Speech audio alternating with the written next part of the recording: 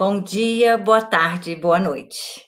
Meu nome é Andréa Menescal Riz e começo aqui hoje o Blutenburg em Foco Entrevista.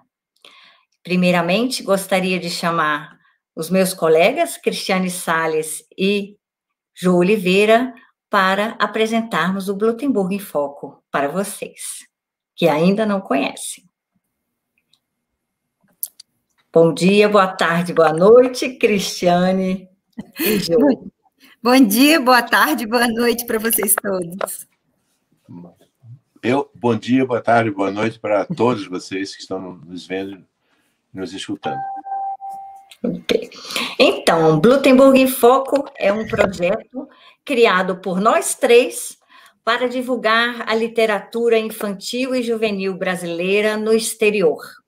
Temos como foco justamente esse castelo que está atrás de nós aqui, digamos assim, ou depois eu mostro, que é o Castelo de Blutenburg, onde fica a Biblioteca Internacional Infantil e Juvenil, aqui na Alemanha, em Munique. Cristiane. Então, boa tarde, boa noite, bom dia de novo para vocês todos. Eu sou Cristiane Salles, falo de Brasília, e é um prazer tê-los aqui conosco para receber a nossa ilustre amiga, escritora, professora Lucília Garcês.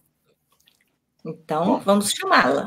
Bom, eu sou o Jô Oliveira e eu digo a mesma coisa que a nossa amiga falou.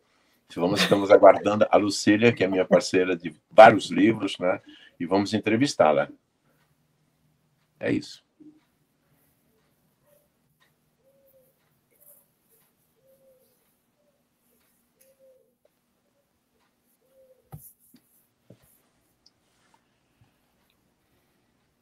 Ok, Jô, pode começar. Então, bom dia, boa tarde, Lucília, seja bem-vinda. Boa noite para todos, para a André, para a Cristiane, para o Jô e para todos que estão nos assistindo.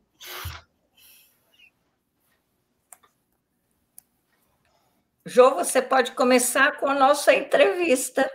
Bom, o que eu quero dizer é que é um prazer muito grande estar aqui entrevistando a Lucília Garcês, que é uma pessoa, como eu tinha falado antes, que tivemos já a oportunidade de fazer 8 livros, e não fizemos mais porque as editoras não permitiram isso, né? E foi muito importante para mim, porque eu moro em Brasília, a Lucília também mora em Brasília, que por acaso agora somos vizinhos, quase bem próximos moramos, e eu tive a oportunidade de começar a fazer, antes mesmo de começar a fazer livro infantil, eu conheci a Lucília porque ela trabalhava no Ministério, se não me engano, da Educação ou da Cultura, não me lembro, e tinha um jornalzinho que ela me convidou algumas vezes para ilustrar.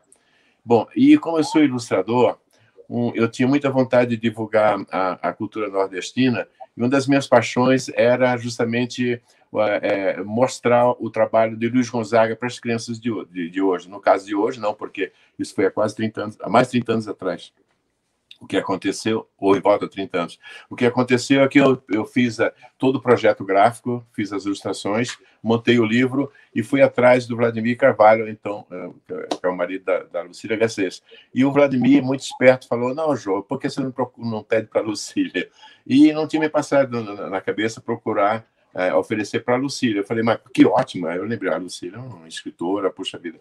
E ela aceitou, né? Relutou um pouco, mas aceitou. E foi muito bom, foi a partir daí que começamos a fazer parceria, fizemos 8 livros até agora. Né? É isso, né, Lucília? Foi isso. Eu aceitei o desafio, eu nunca tinha escrito para crianças, eu tinha 2 livros técnicos, porque eu fui professora da Universidade de Brasília, do Instituto de Letras, e lá eu formava professores. Então, eu tinha contato com a literatura infanto-juvenil, porque na formação de professores era um item do programa. Então, eu conhecia bastante já da literatura infanto-juvenil, mas nunca tinha pensado em escrever. Aí o Jô chegou com essas ilustrações maravilhosas do Luiz Lua e fez o desafio. Aí eu aceitei, assim, como quem, né, aceita um dever de casa. Aí me dediquei bastante, li várias biografias do Luiz Gonzaga, ouvi bastante a música dele e tal, e fiz o livro. Nós publicamos por uma editora de Belo Horizonte, A Dimensão, e o livro foi muito bem sucedido, foi muito bem aceito. E aí nós fizemos uma espécie de dupla e continuamos trabalhando juntos. Fizemos vários livros juntos e foi assim que eu me inventei, e o João me inventou como escritora de literatura infantil. Agora eu tenho um romance adulto que chama Outono e que conta a história da ditadura militar no Brasil, mas continuo escrevendo livro para crianças, e muitos deles são ilustrados pelo Jô. Mostra aí, Jô, o último que nós fizemos foi a biografia do Ariano Suassuna. A ilustração do Jô está perfeita, a cara eu conheci muito o Ariano, conheci bastante, e eu acho que a ilustração é perfeita. É como se você estivesse vendo o Ariano, entendeu? Ficou muito bom mesmo, muito bom. E está fazendo muito sucesso também, porque o Ariano é uma pessoa muito querida aqui no Brasil, e no exterior, eu acho também, e as redes sociais estão cheias de trechos de aula espetáculo que ele fazia pelo Brasil afora, e as pessoas que não conheceram pessoalmente têm oportunidade de conhecer a fala do Ariano, que era sempre muito original, defendia muito a cultura nacional, defendia a língua portuguesa, e fez um grande serviço pela cultura nacional, além de ser um excelente escritor, né? Um dos filmes dele que virou filme, vários viraram filme, mas o Alto da Compadecida virou filme, virou série de televisão, continua passando, e é divertidíssimo, né? Então, ele é uma pessoa muito importante na cultura brasileira. E nós achamos que seria interessante fazer a biografia para crianças, para elas começarem cedo a conhecerem uma figura tão interessante e tão importante na nossa cultura. Não é, Jô? É verdade. Bom, a Lucília tem um grande defeito, ela é extremamente generosa e sempre fala de mim, fala bem, né? Obrigado, Lucília. E outra coisa, Lucília, já que estamos falando com a Alemanha, que tal se falar sobre o nosso livro Randstaden, que fizemos juntos, né? Exatamente. Nós pegamos o livro original do Randstaden, que é uma história interessantíssima de um aventureiro que naufragou nas costas do Brasil e foi preso pelos índios tupinambás. E eles eram índios antropófagos, e todo dia ameaçavam que iam comer o Randstaden.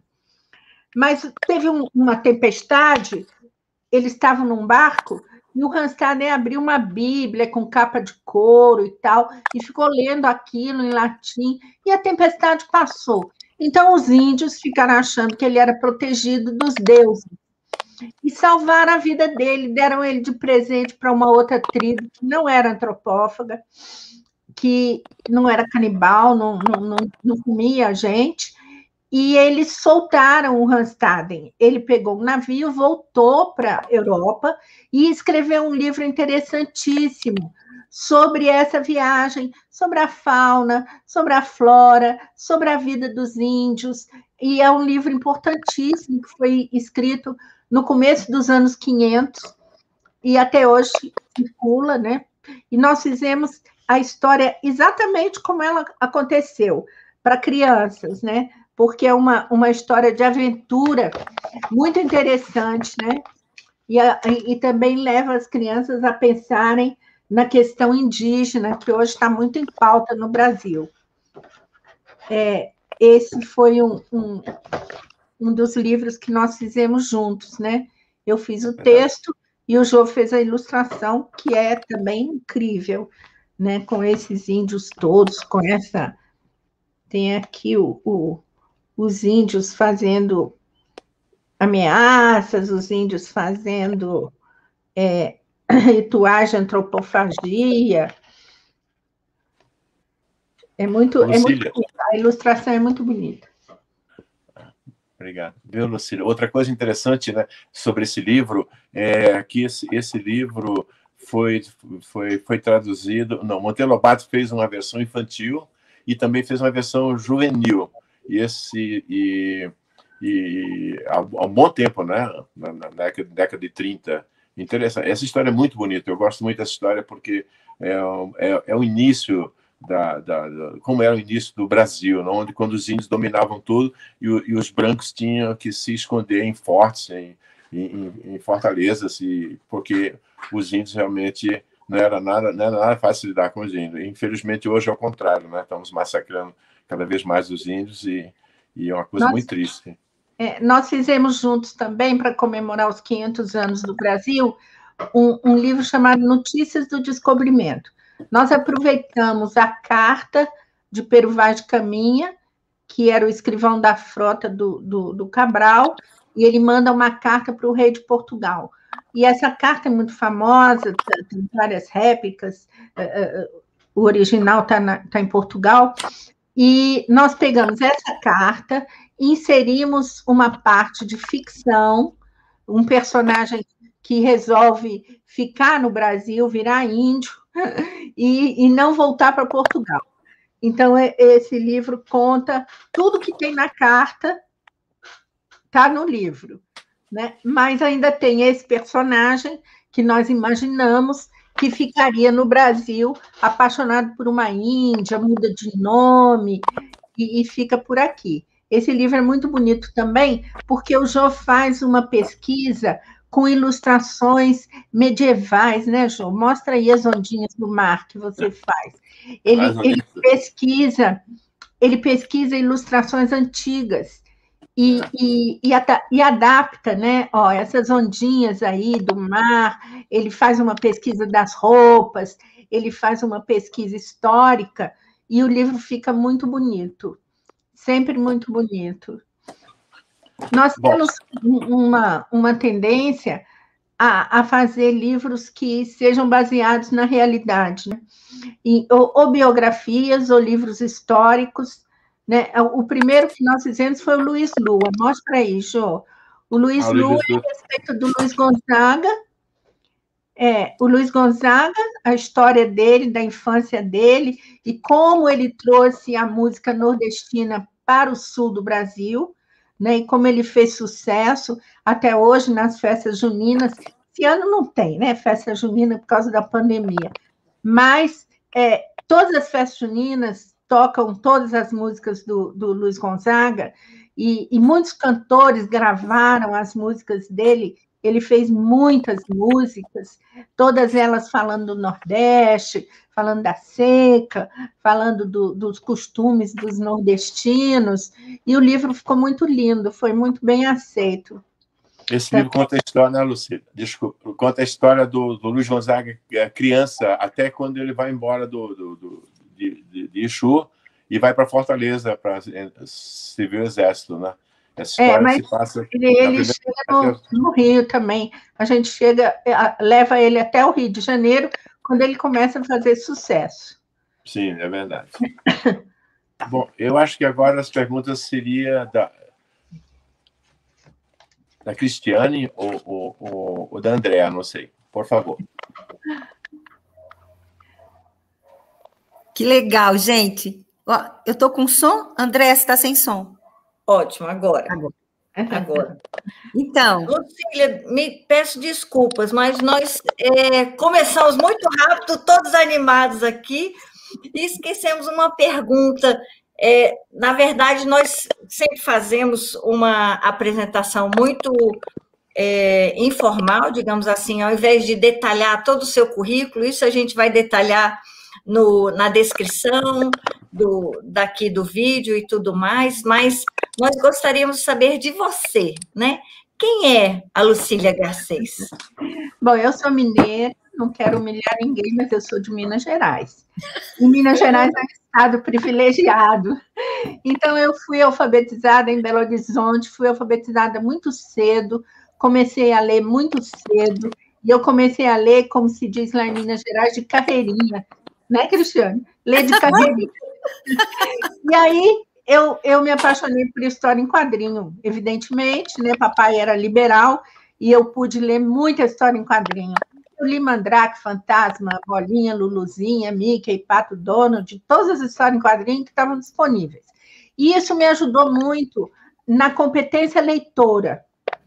Quando eu comecei a ficar mocinha, eu comecei a ler fotonovela, que era uma coisa que existia, acho que não existe mais, que eram histórias clássicas, da literatura clássica, transformadas em fotos, né? A revista era toda fotografada com atores, enfim. E eu fiquei apaixonada também pelas fotonovelas. Mas na escola, eu tive a sorte de ter um professor que indicava livros, e ele indicou que eu lesse Clarissa, do Érico Veríssimo. Então, eu me apaixonei pela literatura. Falei, mas isso é muito melhor do que história em quadrinho, do que fotonovela, do que as histórias de amor que eu comprava na banca. Então, eu fui descobrir. Papai gostava de comprar livro. Ele não era um bom leitor, mas ele comprava livro em metro para botar na estante. Tinha todo o José de Alencar, todos os Sermões de Vieira, todos o Machado de Assis. Aí eu comecei por José de Alencar. Peguei o primeiro e fui lendo, e li até o último. E eu acho que isso me deformou um pouco, fiquei um pouco romântica. Mas depois eu li Machado de Assis, e depois eu fiz umas aventuras sobre Vieira. Enfim, eu me contaminei definitivamente pela leitura. E quando eu me mudei para Belo Horizonte, para Brasília, eu tinha 15 anos. E eu já tinha lido isso tudo. E o meu colégio era muito moderno, as professoras me apresentaram a literatura contemporânea naquela época, aí eu mergulhei em Carlos Drummond, mergulhei em João Cabral de Melo Neto, em Cecília Meirelles, e foi um encantamento, porque eu estava tão triste de ter saído de Belo Horizonte, que a primeira redação que eu fiz foi um desabafo. E aí a professora, em vez de corrigir a redação e dar uma nota, ela escreveu uns versos de Cecília Meirelles, que eu vou tentar me lembrar aqui agora. Deixa eu pegar uma cola aqui. Ai, que delícia! Então, ela escreveu esses versos para mim, na minha redação. Não te aflijas com a pétala que voa, também é ser deixar de ser assim. Rosas verás, sós de cinzas franzidas, mortas intactas pelo teu jardim. Eu deixo o aroma até nos meus espinhos, ao longe o vento vai falando em mim. E por perder-me é que me vão lembrando, por desfolhar-me é que não tenho fim. E eu trago essa poesia no coração desde aquela época, porque a literatura, ela tem esse privilégio de penetrar na nossa alma e trazer respostas a indagações profundas que nós temos, né? Então, esse poema me ajudou a atravessar o período de adaptação a uma nova cidade. Em 65, Brasília era um acampamento poeirento, horrível, e eu sofri muito nessa adaptação. Mas esse poema e o acolhimento que ela teve comigo me ajudaram muito a me adaptar à cidade. Aí eu fiz o curso de letras, me transformei numa professora, depois eu fiz o mestrado, fiz o doutorado em São Paulo e me tornei professora da Universidade de Brasília durante muitos anos. Formei professores, orientei teses e quando eu estava ainda na ativa, eu publiquei 2 livros. Um chama Técnica de Redação, que é para pessoas que estão ou participando de concurso, ou no ensino médio, ou, enfim, fazendo vestibular. É um livro muito facilitado, mas muito interessante sobre a prática da escrita. E tem um outro livro que chama A Escrita e o Outro, que é resultado da minha pesquisa de doutorado. Quando eu saí da universidade, já quase me aposentando, foi que o João me propôs escrever para crianças. E aí eu escrevi muito com ele, fizemos vários livros juntos, e eu fiz outros livros separada dele. Um dos últimos foi esse aqui, ó. Eu me lembro do Vovô Hermé, que são lembranças, todas as páginas começam com eu me lembro. É um garotinho que se lembra das travessuras do avô, da ternura do avô, enfim. O avô já morreu, mas mora no coração dele.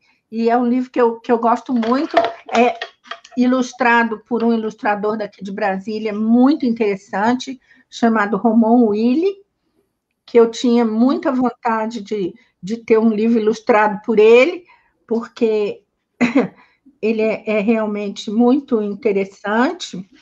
Aqui é a ilustração da casa na árvore, e do vô, e do vovô. Depois eu fiz um livro também, aqui tem um hospital para crianças com câncer, e eles me pediram para fazer um texto. Eles tinham vontade de ter um ilustrador voluntário e uma gráfica voluntária, mas eles não conseguiram.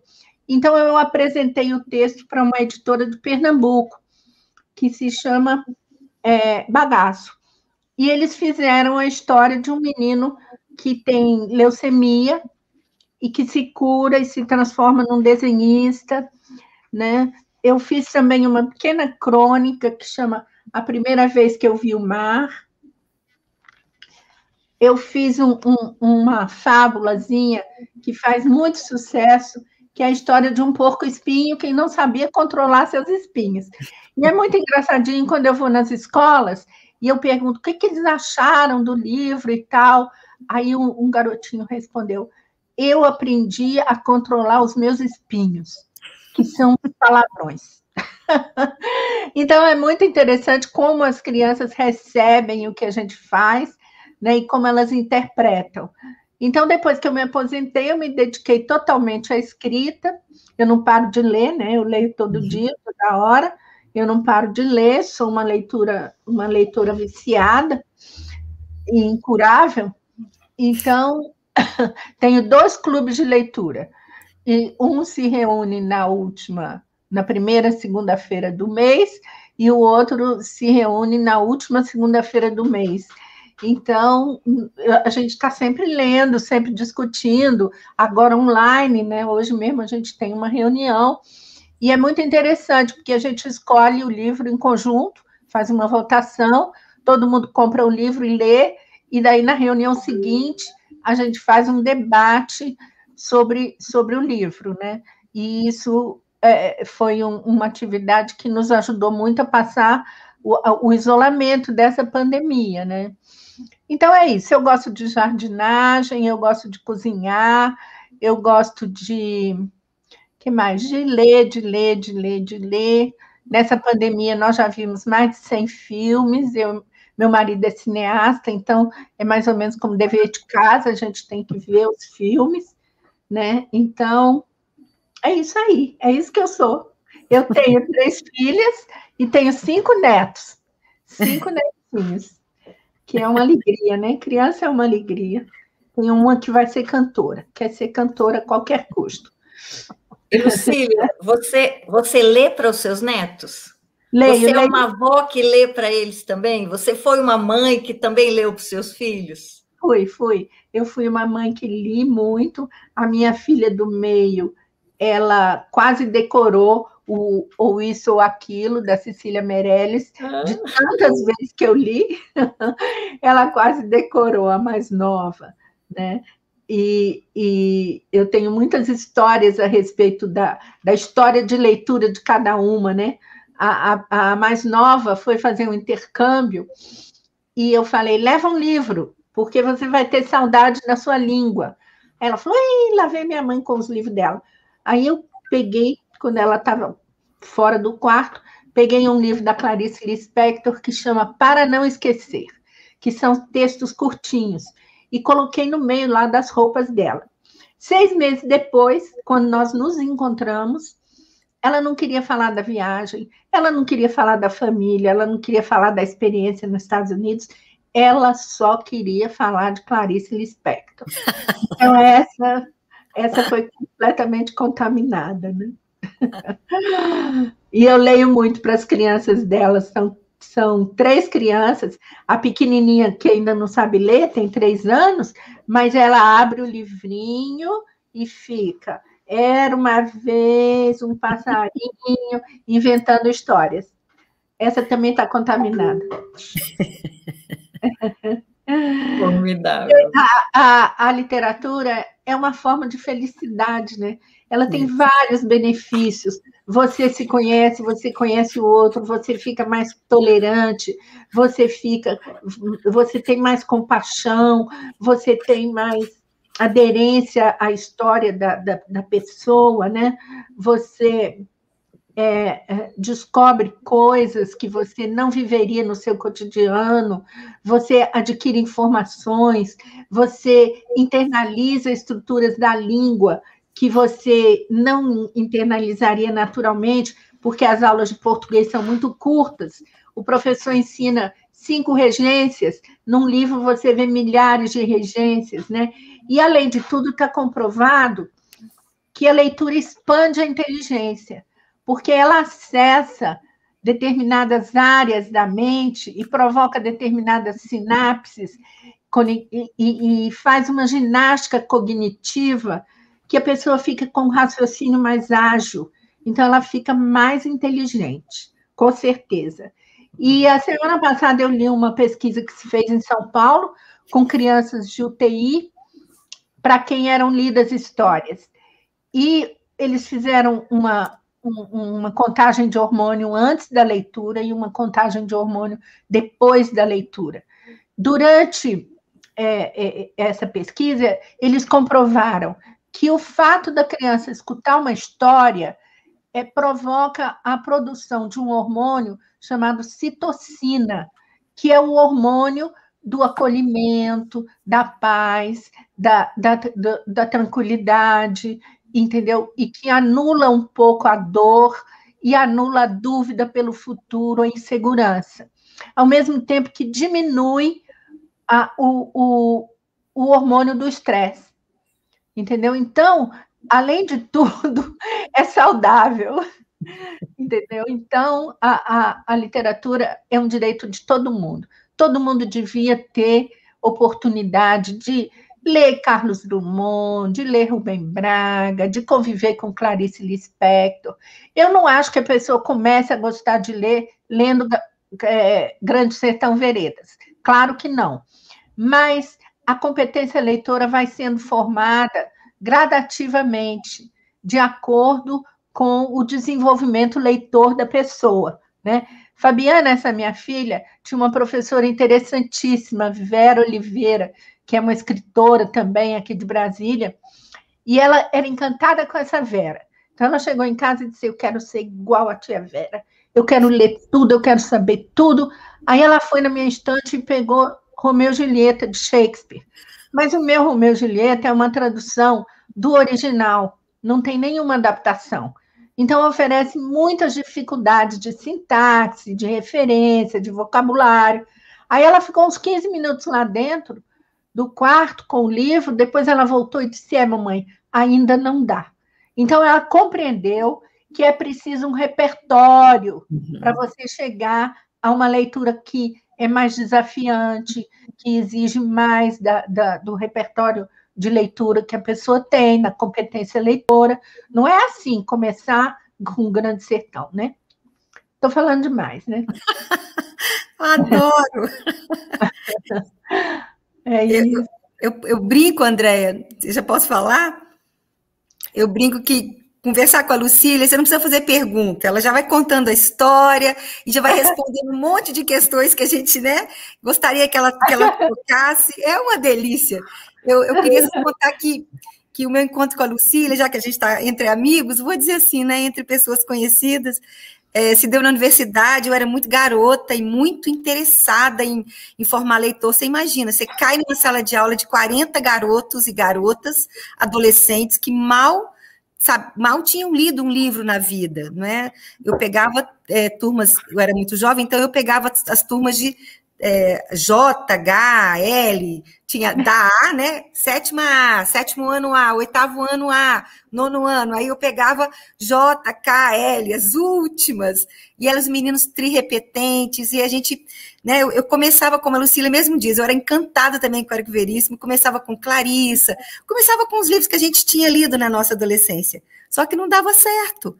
Porque a meninada, não, como diz a Lucília muito bem, não tinha competência leitora esperada para a idade deles, né? Digamos assim, se a gente pudesse dizer isso. Não existe uma receita, assim, ó, dê esse livro para essa idade, né? E aí, com aquela angústia toda, o que eu vou fazer? Eu queria que os meninos lessem, também sou uma leitora contumaz como a Lucília, o que eu fui fazer? Fui para a universidade, atrás de projetos, né? E havia projetos de extensão na época da Lucília, e eu tive a oportunidade, feliz de estar próxima a ela na universidade, muito antigamente, há mais de 30 anos atrás, e com ela, Lília Zamboni, a Marisa Vieira, era uma turma maravilhosa de professoras do departamento, e aí a gente foi conhecendo, né, outros clássicos de jovens para jovens leitores, Lígia Bojunga, a própria Ana Maria Machado, histórias interessantes, livros bacanas, a Ruth Rocha e tal. Então, a gente foi começando a ler João Carlos Marinho, e aí conhecendo e lendo, para poder oferecer diferentes oportunidades, uma diversidade para esse público nosso que a gente queria que lesse. Contos mais curtos, aquela coisa de ensaio e erro, então foi uma oportunidade maravilhosa. Desde aquela época, Lucília sempre conosco, todo convite que a gente fazia para ela se apresentar, para ela conversar com professores, a gente da Secretaria de Educação, né, da escola pública, sem poder pagar, a Lucília sempre esteve próximo. Então, ela vai dizer que é verdade, não é, Lucília? Não era assim? Então, a gente só tem a agradecer e dizer assim, como foi legal esse percurso, né, esse aprendizado nosso, e tendo a Lucília perto da gente, com essa generosidade que é muito própria dela. Então, é só um prazer estar próxima a você até hoje, né? Muito bom, muito obrigada. Muito obrigada a você. Cristiane, eu vou aproveitar essa sua fala e trazer uma pergunta para a Lucília, né? Lucília, você, justamente como a Cristiane, você com certeza influenciou muitas vidas. Trouxe muitas vidas para a leitura, para a literatura, né? E como você falou, né? A literatura é uma forma de felicidade, então você trouxe felicidade para a vida de muitas pessoas, tenho certeza, né? Como é que é isso? Como é que é você olhar para todo esse seu caminhar nessa luta e ver todas essas florezinhas, né? Florescendo, assim, você olhar, você foi jogando a sementinha e, de repente, você olha para o lado, aquele campo, você olha para o outro, aquele campo. Como é que é isso para você? Olha, Andréia, durante muito tempo, a gente não sabe o resultado do nosso trabalho. A gente não tem noção, assim como um escritor não tem noção de onde o livro dele chega e como as pessoas leem, o nosso trabalho de professor também. Os alunos passam por você e você não sabe o que vai acontecer com eles, né? Mas eu tenho uma história que a Cristiane deve conhecer, que me orgulha muito e que justifica toda a minha história de professora. Eu fiz uma palestra, sei lá quantos anos atrás, e que eu falei de Guimarães Rosa. Me perguntaram qual era o livro que eu gostava mais, aí eu disse que era o Grande Sertão Veredas. Aí, 10 anos depois dessa palestra, me aparece uma professora e diz, professora Lucília, eu queria dizer que eu assisti uma palestra sua que mudou a minha vida. Aí eu levei aquele espanto, né? Nunca tinha visto a moça. Falei, o que foi? Ela disse, por causa da sua palestra, eu fui fazer o curso de letras, eu fui ler Guimarães Rosa, e eu me transformei completamente. Eu falei, então me escreva isso. Aí ela me escreveu uma carta de 19 páginas, contando tudo o que tinha acontecido. Depois que ela começou a ler Guimarães Rosa, ela abandonou uma religião fundamentalista, ela resolveu estudar, ela foi crescendo na profissão, e ela foi tomando decisões, e sempre ela citava a passagem do Guimarães Rosa que tinha afetado o comportamento dela. Hoje, ela é a professora mais importante de Brasília, né, Cristiane? Deve ser a Gina, né? É a Gina. Sabia. Ela já ganhou prêmios internacionais com os projetos que ela fez de leitura, entendeu? Eu tenho um orgulho enorme toda vez que ela me agradece, que ela fala de mim. Eu tenho assim um orgulho enorme, porque foi uma coisa absolutamente espontânea, entendeu? Eu não tive intenção nenhuma, não quis catequizar, não quis fazer nada disso, e aconteceu isso com ela. Hoje ela é uma professora importantíssima na cidade, já ganhou mais de 15 prêmios. Ela criou um programa chamado Mulheres Inspiradoras, porque ela diz que o repertório das alunas dela era muito pobre.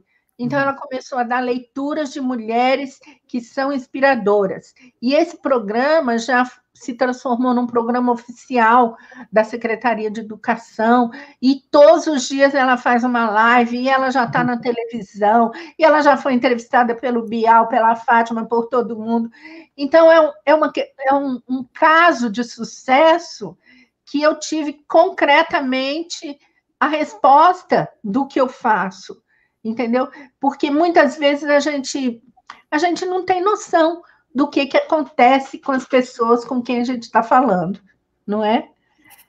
Fora a Cristiane, né, que falou aí, que foi influenciada por mim, entendeu? Formidável. Diga, Jô. Peraí, deixa eu ligar. Bem o nome dessa pessoa maravilhosa que você falou, dessa professora. Gina Ponte.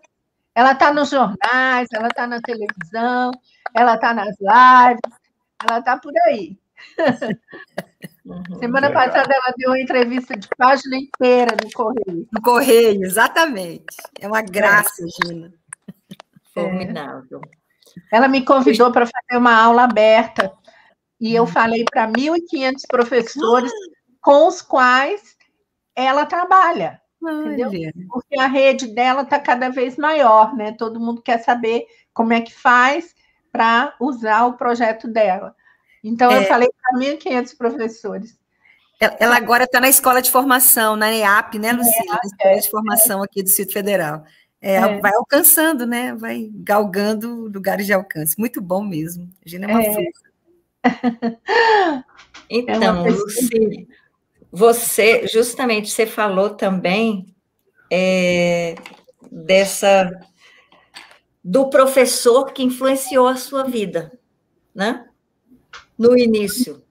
Isso. De que ele lhe apresentou justamente Guimarães Rosa, não foi isso?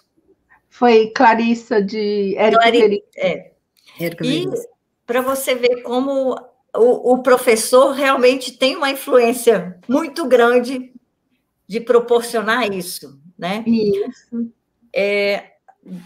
Do nosso lado, nós buscamos, com o Blutenburg em Foco, justamente divulgar a literatura infantil e juvenil brasileira junto à comunidade brasileira no exterior, buscando ter um pouco desse papel de professor, digamos assim, que indica livros, né? De que faz com que os pais, as famílias realmente leiam, busquem a leitura, busquem a literatura para trazer um pouco daquilo, de novo, que você falou, da felicidade, mas o que você apresentou também pelo livro do vovô Hermé, né?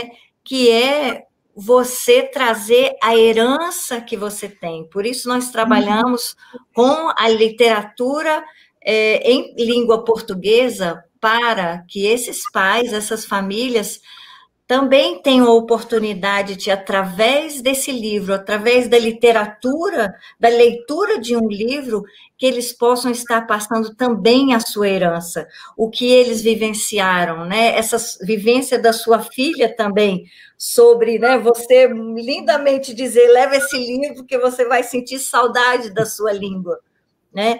Então, nós buscamos justamente despertar esses pais para essa ligação, sua ligação com a língua portuguesa e com toda a herança que eles têm, né? E é justamente o livro que traz isso, né? Essa história que traz isso. Uhum. Com certeza, né? Porque o livro tem várias funções, né? Várias funções, e ele completa a nossa vida, né? Nossa vida no cotidiano, ela é muito monótona, né? Não tem novidade, nós não somos artistas de filmes de ação, nossa vida é muito monótona, então, através dos livros, a gente pode viver experiências que nós não viveríamos no cotidiano, né? E também desenvolver essa sensação de compaixão, né? De aderência à história dos outros, né? Então, é muito importante que o adulto, ou o professor, ou o pai, ou a mãe, amem a leitura, né? Porque esse amor é que é contagioso.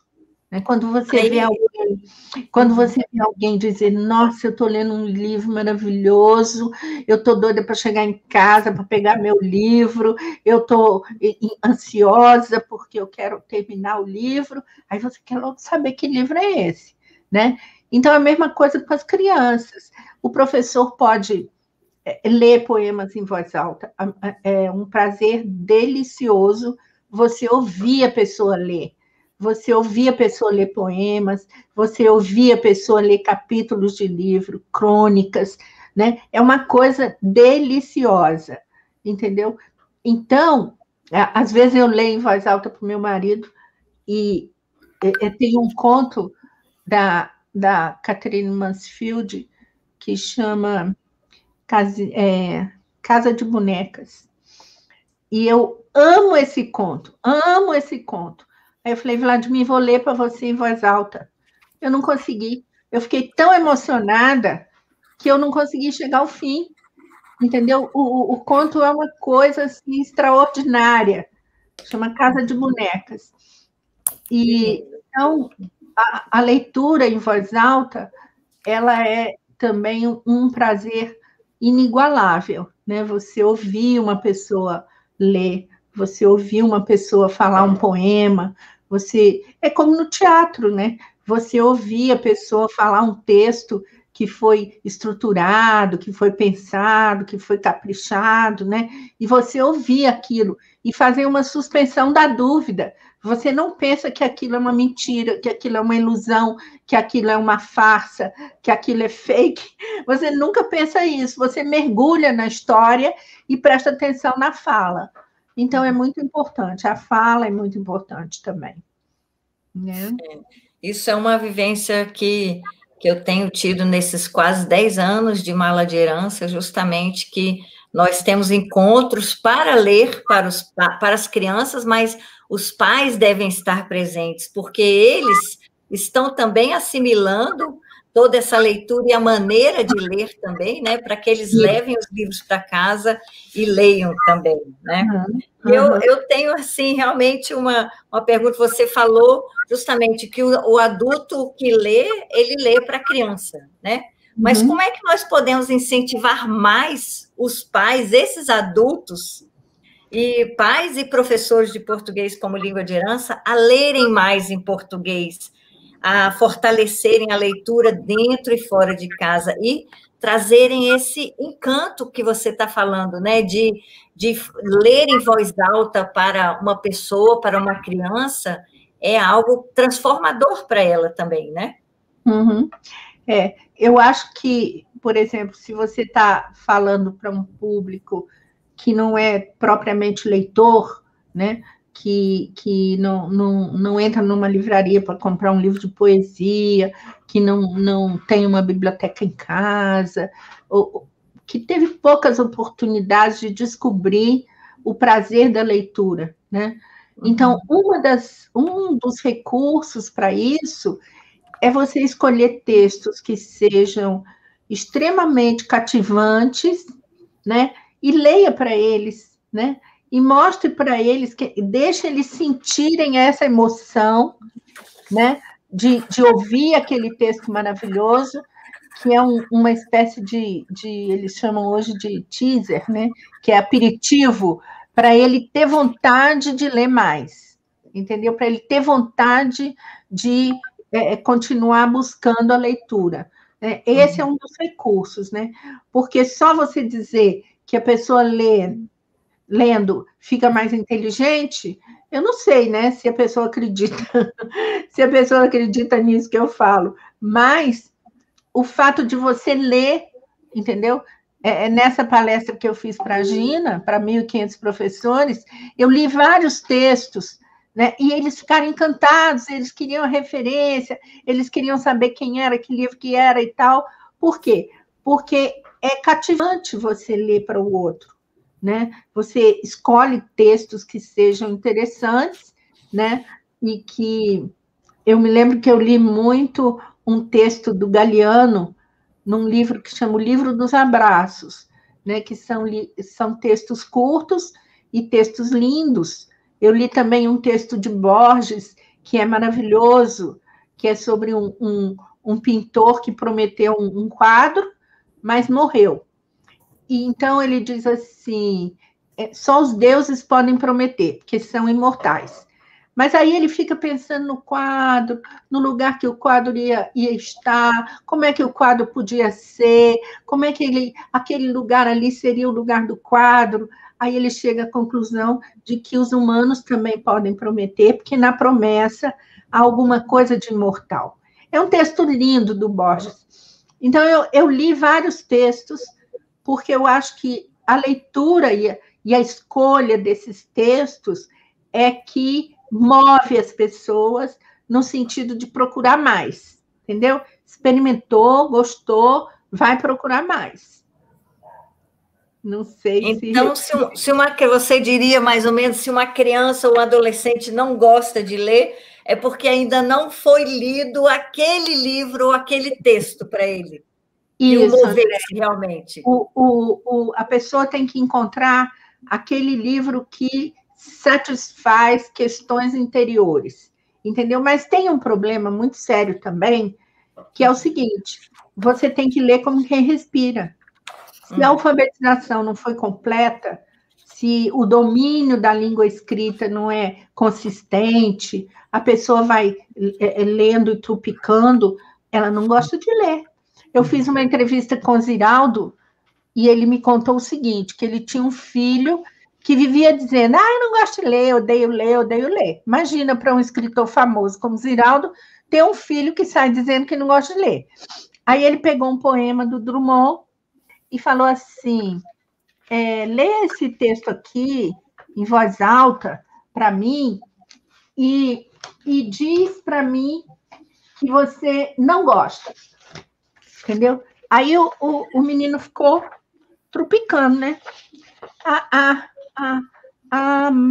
Maro, perdi, dodo. Ninguém pode gostar de ler lendo assim, entendeu? Esse tipo de leitura para crianças muito pequenas terem a sensação de que venceram a leitura de um livro muito curto. Aí ele tem uma alegria porque conseguiu vencer aquele livro. Mas para um adolescente, se ele lê assim, gaguejando, soletrando, ele nunca vai gostar de ler. Por quê? Porque a leitura exige uma música. E essa música é só quando você lê como quem respira, sem dificuldade nenhuma. Amar o perdido, deixa confundido este coração. Nada pode o ouvido contra o sem sentido, apelo do não. As coisas tangíveis tornam-se insensíveis à palma da mão. Mas as coisas findas, muito mais que lindas, essas ficarão. É outra coisa, né? Claro que você tem a fase de soletração, mas essa fase tem que ser superada rapidamente. E você aprende a ler lendo, como você aprende a nadar nadando, como você aprende a andar de bicicleta andando, como você aprende a amar amando, como dizia o Drummond. Amar se aprende amando. Entendeu? Então, na pesquisa Retratos da Leitura do Brasil, nós temos 30% da população de analfabetos funcionais. São pessoas que, gaguejando, conseguem decifrar uma palavra, mas não compreendem um texto. São incapazes de usar a escrita e a leitura para as atividades da cidadania, entendeu? Então, a escola tem uma responsabilidade enorme de assegurar esse domínio, que a leitura seja um prazer e que seja tão fácil como quem respira. A leitura é um problema, é uma questão cultural. Nosso corpo não tem um aparelho pronto para ler. Você tem que aprender culturalmente a leitura, entendeu? Então, esse aprendizado tem que ser consistente, tem que ser sistemático, tem que ser bem-sucedido, para que a pessoa leia como quem respira. E isso é um processo que tem que ser muito bem conduzido, né? Senão a pessoa fica gaguejando o resto da vida. E no caso das famílias brasileiras que moram no exterior, né, Lucília? Também brasileiras e binacionais, eu diria, não é só realmente trazer para a criança, mas esses pais, eles precisam respirar literatura e leitura, né? Para manter a própria língua, né?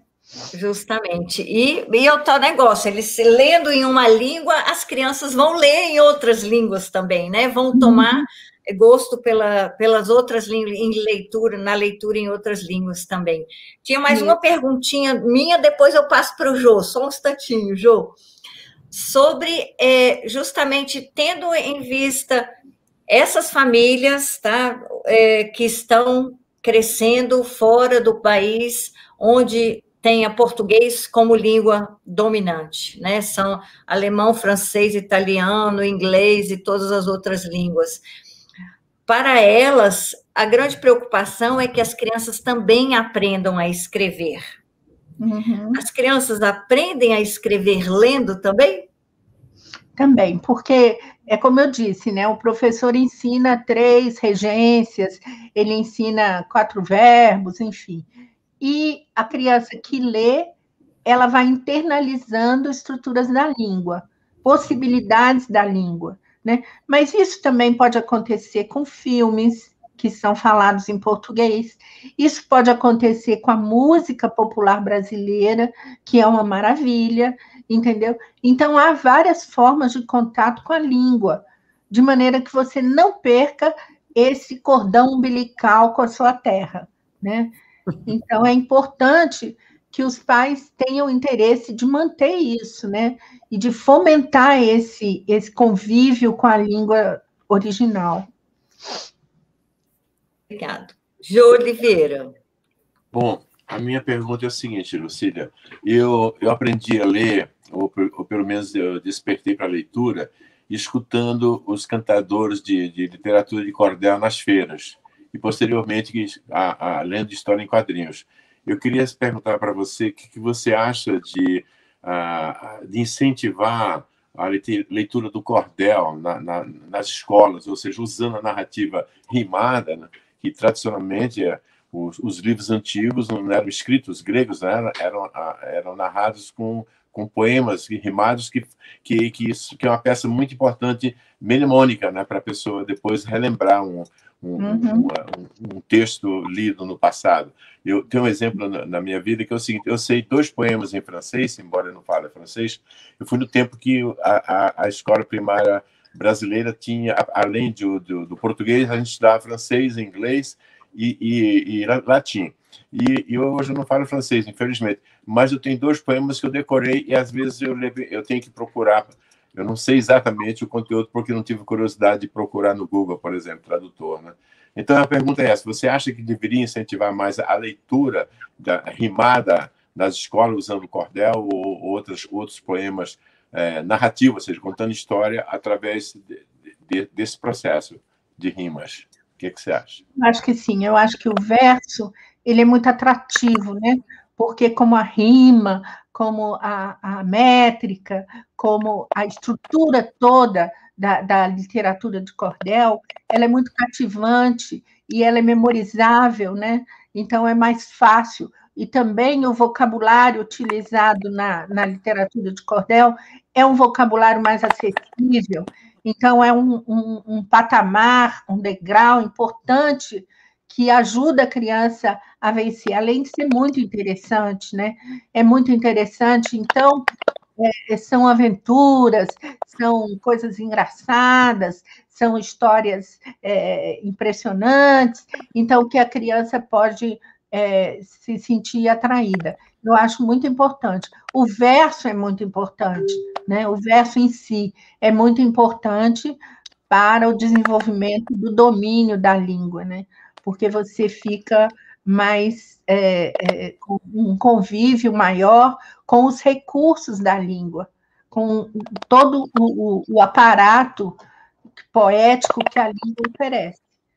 Né? Você também não acha que é interessante uma maneira de atrair o leitor, o jovem leitor, de oferecer livros que esteja dentro do campo de interesse dele? Por exemplo, se ele gosta de futebol, então por que não apresentar histórias para ele, livros que narrem história do futebol, por exemplo? Isso como início, né? Como despertar. Claro, não você ler um grande sermão. Sobre o interesse, né? Às vezes a criança gosta de aventura, então você dá um livro lá do Amir Klink, que deu a volta ao mundo, e você dá outros livros de aventura. Então é importante uma pesquisa para saber qual é o interesse que aquela criança está vivendo naquele momento, para você indicar algum livro, né? Uma vez eu dei uma palestra, o Casarré, que é um escritor aqui de Brasília, estava do meu lado, ele falou... comigo nada disso funcionou. O que funcionou foi que na minha casa tinha um livro proibido escondido embaixo do sofá. Então, são vários caminhos, né? Vários caminhos para a pessoa despertar o desejo de ler. Obrigado. Meu microfone, isso.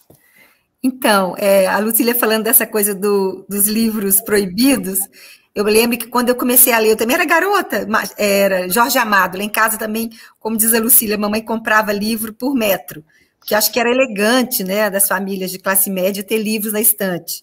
Pouco se lia, mas os livros estavam lá na estante, as enciclopédias, né, e os livros. Eu sei que tinha Jorge Amado, gente. Quando eu comecei a ler Jorge Amado, eu li a coleção inteira e minha mãe ficava atrás de mim. Esse livro não é para sua idade. Esse livro não é pra sua idade. Aí é que eu lia mesmo. Li a coleção inteira, foi uma delícia. Então, ô Lucília, que delícia, verdade, é esse papo com você. Que pedaço de tarde gostoso. A gente quer te agradecer demais essa gentileza, como disse, essa sua generosidade de ceder o seu tempo para bater um papo com a gente, né? Em especial com a turma que está fora do Brasil, porque a Andréia está representando aqui essa parcela. Então, muito obrigada.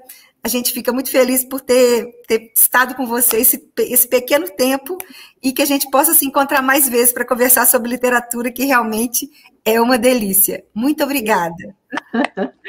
Muito obrigada a vocês, eu estou muito honrada, entendeu? Quero um dia ir à Alemanha para conhecer o Brandenburgo, e muito obrigada, Andréia, pelo convite, e o Jô pela iniciativa, entendeu? Para mim é sempre um prazer conversar sobre literatura. Obrigada, Lucília. Será um prazer recebê-la aqui em Munique também e promover uma leitura sua na Biblioteca Internacional Infantil e Juvenil de Blutenburg.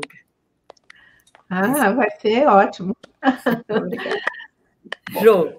Bom, minha vez, né? Eu quero agradecer a Lucília, primeiro, pela parceria, pela generosidade e pela nossa amizade, né? E foi uma coisa que me tocou sempre muito, e sempre que eu tive oportunidade, eu procurei sempre mostrar como você é uma pessoa especial. Muitíssimo obrigado, Lucília. Beijo. Obrigada a vocês. Obrigada, Lucília. Até a próxima. Um beijo, gente. Até amanhã. Muitíssimo obrigada. Quando passar a pandemia, né, Cristiane? Quando passar a pandemia, a gente vai fazer uns aprontamentos. Vamos sim. Estamos precisando. Um beijo. Um beijo grande. Um beijo para todos. Muitíssimo obrigada. Obrigada a todos pela audiência e aguardem que no próximo mês teremos mais um convidado Blutenburg em Foco Entrevista. Se vocês quiserem, deixe seus comentários, colocaremos aqui todas as referências dos livros da Lucília Garcês e as referências também que ela mencionou no nosso vídeo. Agradecemos muitíssimo e até a próxima.